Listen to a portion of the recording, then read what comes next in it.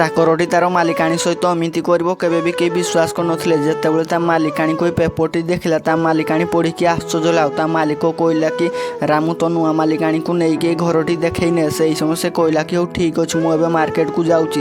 ସେହି ସମୟ ସେ ମାଲିକଟି ସେଠାରୁ ଯେମିତି ଚାଲିଗଲା ସେ ମହିଳାଟି ଆସି ତା ଚାକରକୁ କହିଲା କି ଏ କ'ଣ ସବୁ ରାମୁ ମୋତେ ଦେଖାଉଥିଲୁ। ସେହି ସମୟ ସେ ଚାକରଟି ତା ହାତରେ ଟଙ୍କା ଗୁଡ଼ାକ ଦେଲା ଆଉ ସେ କହିଲା କି କାମ ସରିଲା ପରେ ଅନ୍ୟ ଟଙ୍କା ଗୁଡ଼ାକ ମୁଁ ଦେଇଦେବି।